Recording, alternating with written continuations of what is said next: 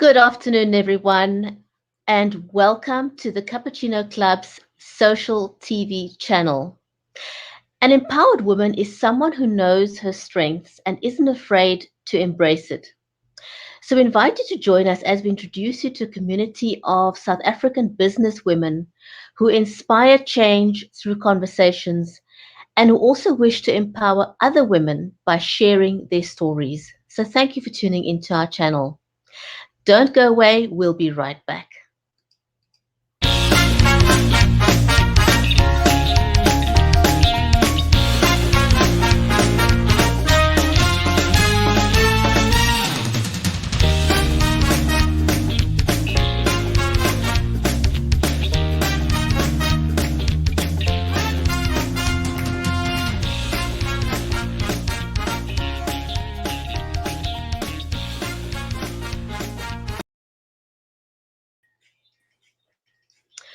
And welcome back, everyone. I'm your host, Brigitte Limbanda. I am a Global Goodwill Ambassador, a live stream host and producer, and I help brands, networks, and social good communities create great digital storytelling experiences. Our guest today on the CuppaChino Club social TV channel is Madelaine Gomes. Madelaine is an ex-director of a top 10 company for 20 years. She's an executive business and mindset coach and a doctor in metaphysical science, as well as a public speaker of creating a mindset for the future. Madelaine is passionate about assisting people at all levels with their self development process to create success in their personal and business lives, to eliminate the potential repeat cycles of struggle, poverty, illness, and relationship problems. She works closely with leaders to create an individual leadership brand that serves their desired outcomes. Madelaine, welcome to the show. Thank you very much, Brigitte. It's great to have you with us today. And so, you focus on helping people with their leadership skills. Now, leaders have been around for aeons. Companies, businesses, every kind of possible initiative out there has got to have someone that leads the organization. But like with everything else, like with technology, things change. Has there been a shift in the leadership role?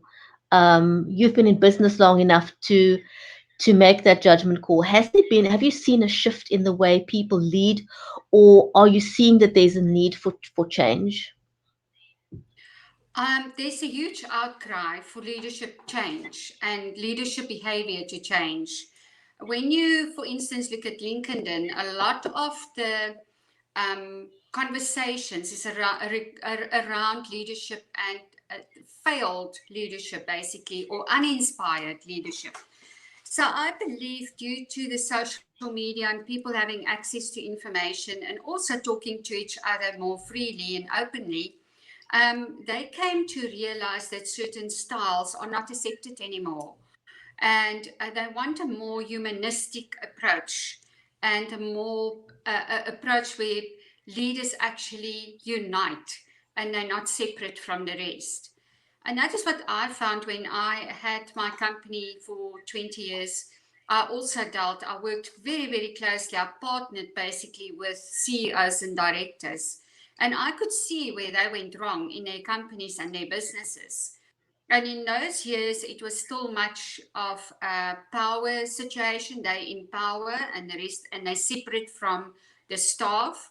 And that's why I could step in and be the bridge between the CEO, director, or the transport manager and the staff. And that's where my success basically came from. And that's when I started to realize the winning recipe for a company and a company's growth is happy staff, after all. And they want to be inspired. Not everybody wants to be a leader. Most people are born to be followers, and they're happy with that, and there's nothing wrong with that. They don't want to be the head, and the head gets chopped off. So they're happy to follow, but they're not happy to follow fools anymore. They want to be inspired. They want to be followed by people who respect them. They want to be followed by leaders who basically knows what they're doing and they earn respect, basic. And, it comes from the inside, a very authentic approach. And that's when I realized leaders need help. They need coaching and mentorship, and they also need support. They don't have emotional support. They can't speak to anybody and say, I've got an off day, or I've got this situation at the office that I don't know how to handle this, because who do they speak to? It's a weakness that they show if they speak to their staff about it. So it's a very lonely journey to take. And that's why I'm passionate about it. Madelaine, now it is Women's Month, and the focus is on women. And with the CuppaChino Club's social channel, we really do want to set out to inspire women. But when we talk about the journey in terms of authenticity and what you were just saying, is it easier or more difficult for a from a male or a female perspective to lead? Are there certain advantages that you see to women or men? Is there a difference? There's a huge difference. It's more difficult for women because we are still struggling with an old mindset that we're dealing with, of women are not equal to men. And I've seen it a lot in companies in Cape Town. So it is harder for women to make their mark and to basically stand out and be unique. But I believe that we need women leaders for the simple reason that people need nurturing. And we have that nurturing factor born into us. And business is not all about business and figures. I believe every leader, and that's why I'm passionate about branding a leader. I take them and take their individuality and brand that so that they know who they are and their self mastery in their skill. It's not only the job skill that comes in, but it's a second skill, and that is self mastery, being able to work with people, being able to bring people, to unite people and let them follow you effectively so that your role can have an impact and also the desired results at the end of the day. So for me, I'm passionate about women leaders because they can make a huge difference by a softer approach. We know all when people speak to us and they have a soft approach, you immediately follow, you listen, you follow the lead, and you're part of that conversation. But when a person is hard on you and there's a distance between you and that person, you will lead because it's your job, but not because you follow and you because you want to be there. I believe that we need to get today, leaders need to get people to follow them out of respect and because they want to. And that actually happens, it stems from their behavior towards people. So it's important to brand yourself as a leader and say, okay, who am I? What am I bringing to the table as a leader?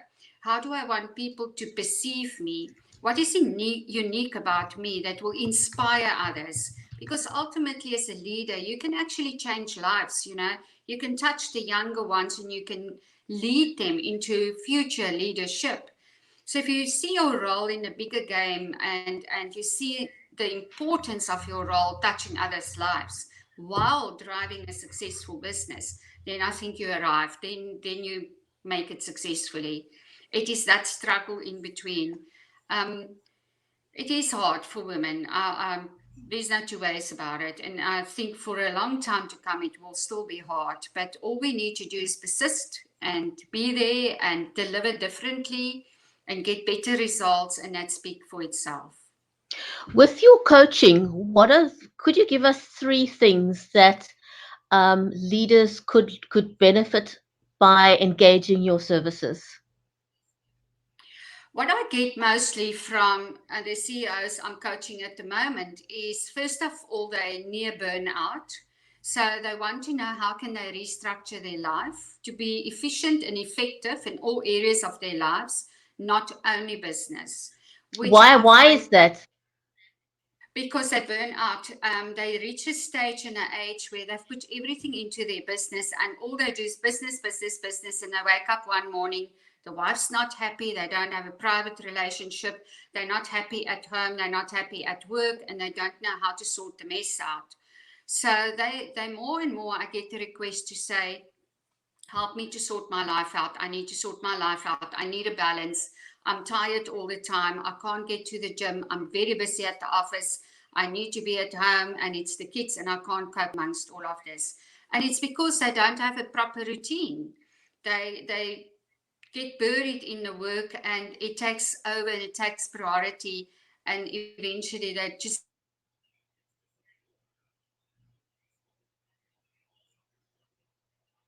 I think we've lost so signal with it's Madelaine, and she's back. There we go. yeah. So that is one main thing that they want to know about a lot. And then they enjoy the fact that that I go into branding and say, let's brand you as a leader so that people will recognize you as the leader for these reasons. You inspire them. You actually bring people together. You're actually the one who listens. You know, there's a hotel in Cape Town that I went to for a wine tasting. And I stood next to the GM, and I knew it's the GM because I could sense his presence, because I've been with that level of people for so long. But he didn't introduce himself as a GM. He introduced him by name. And he hung around and he spoke to everybody. But you could see the presence around him and the calmness, but also, you know, that authority presence, but it's not pushing onto you. You just know. And then afterwards, he wandered off, and I asked one of the waiters there, I said, is that the GM? And he said, yes. And I said, tell me more about your GM. How do you feel about your GM? And he said, most amazing man to work for. And I said, that's the first time I hear that. Tell me why. And he said, when we make mistakes, he doesn't criticize us. He would stand exactly like he stood next to you, having a conversation, and he would say, what do you think? How should you have done it differently to get the results that we want? He never ever criticized one staff member. He treats them with respect. He speaks to them in a different way. He approached them. He doesn't let them feel inferior or be underneath him. He's part of the team. And the way he mingled that night with everybody and with his staff members, you could see there's respect, but they work together as a team. They united. And that was quite touching for me to see him in operation, and also to hear from a staff member how happy they were working for him. And this person said to me, I never want to leave this hotel as long as he's here. He's really looking after the staff. Now, I think that for every leader is 5-star. You know, if staff feels like that and they're inspired and they respect you to that level, then you achieved what you need to achieve. Then your self-mastery is absolutely 100%, and you're authentically a leader. And that is what I want to achieve with the people that I coach, is I want to assist them to have a balance in their life, to brand themselves, to know who they are, and basically to bring that forth and lead from that place. Then it's an authentic leader. Madelaine, now for a woman, um, why is it more challenging for a woman to be a leader, and how can she up level herself to be able to serve in the boardroom along with the men? Difficult question. I've been trying to get onto boards for a long time and not being successful. Um, it's difficult for a woman to be a leader because people don't take you seriously. And it's a natural thing. They're so used to men walk into a room, or they say, I'm the director of the company, and yet nobody look, you know, it's fine. And they just plainly accept it, whether his behavior is okay or his behavior is not okay.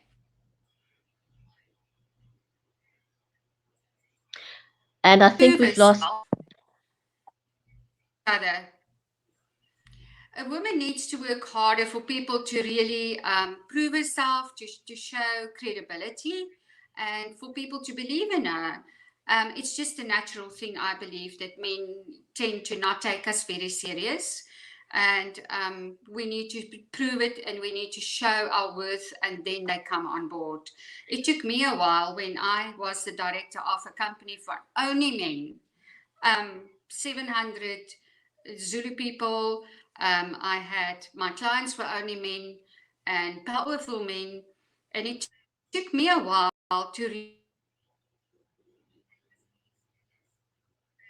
it goes up and down the signal. It took me a while for them to trust me and trust my judgment. And in the beginning, it was very hard. And at one stage, I felt like I'm always a bitch. I need to be so bitchy to bring my message across because I felt like I get pushed all the time and tested all the time. But eventually, when I realized that's my boundaries, I'm not going to sway on that. And I am there for transparency, honesty, and results. Then they were happy. And from there on, nobody ever questioned me again because my reputation actually walked ahead of me and they knew what they're going to get in business. But in the beginning, when people don't know you, it's hard work basically to build your reputation. What are three things that women can do immediately to change the status quo? What is your advice? I would say know who your staff are. Know who you're dealing with per person, not per group. Make an effort and find out who each person is. What do they do in the organization or the company? What their role is, because their role is very important to you.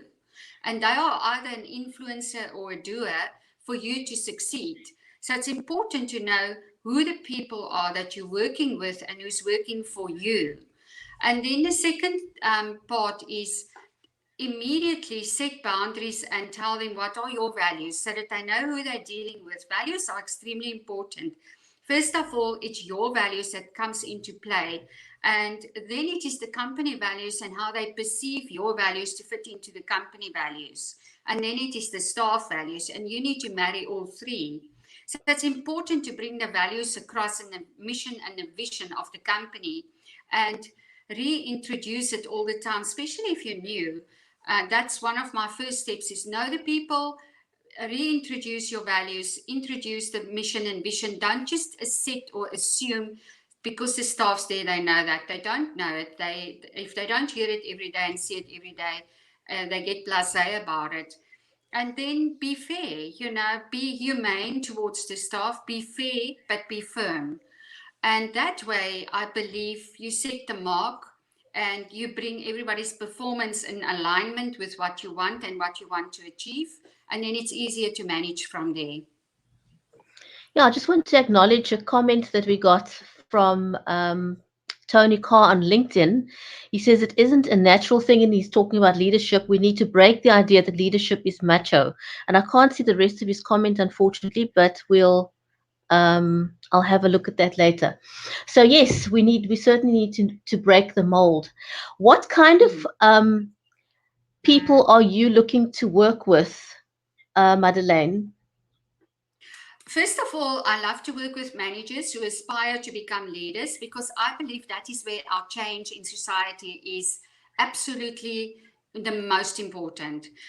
Because they managers at the moment, so they become used to an authority role.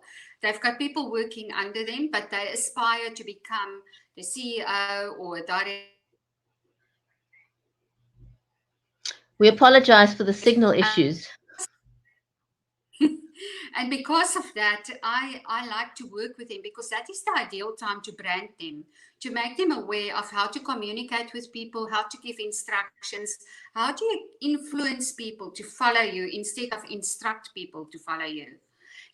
Be more humane in your approach towards people. How do you reward people for doing well and, acknowledge their performance and their existence in your company so that they don't feel they're just a number doing just a job, because otherwise that's what you're going to get.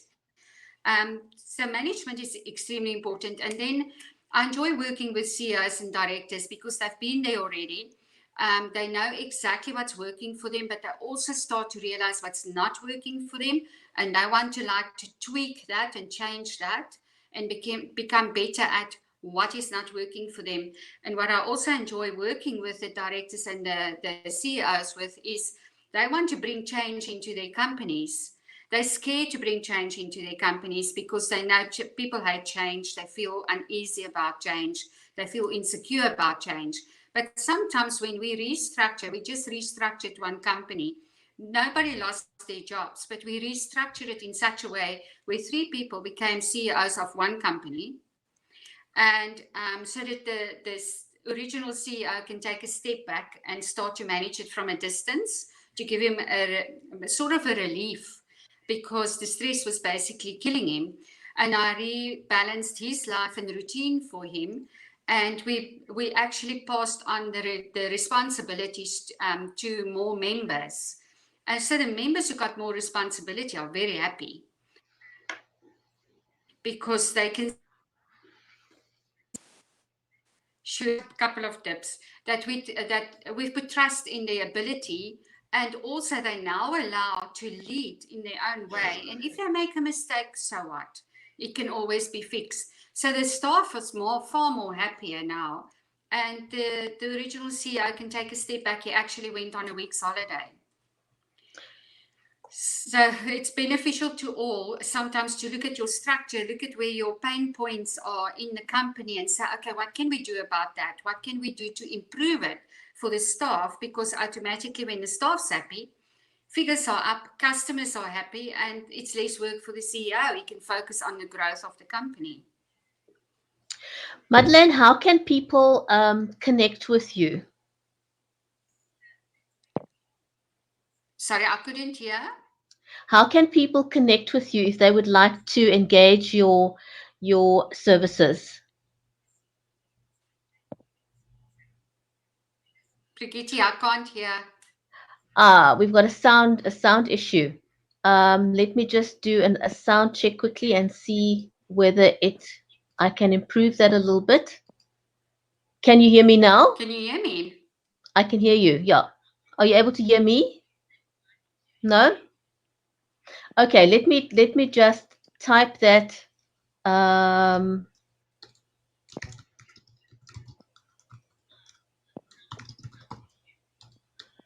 If you can let me know in the comments, anyone who's watching, if you are able to There's no hear me. sound.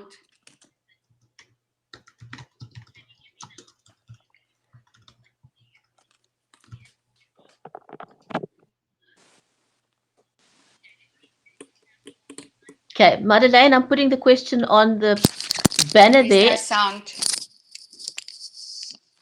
I've put the question on the screen there, so if you can let people know how they can connect with you. Sorry about that. Okay, no problem. I want you to let people know how they can contact you. They can contact me on info@madelainegomes.co.za. 100%. So, and are you available on social media? Can people connect with you on LinkedIn, for example, LinkedIn or on yeah? I am on LinkedIn. I also have a webpage. It's www.madelainegomes.com. And Tony, thanks for letting me know. He says he can hear us both now. Anyway, technology is what it is. And we're at the mercy of the signals. But I'm glad we managed to get through that despite the signal loss every now and then. So I want to say thank you to everyone who's joined us. Much appreciated. And if you wouldn't mind sharing this broadcast, that would also be fantastic. Madelaine, thank you so much for being a great guest. Well, thank you for this opportunity. I really appreciate it. It was lovely speaking to you. It's a big pleasure. Thank you, everyone. And so from me, Brigitte in Cape Town, it's goodbye for now, and thank you for watching.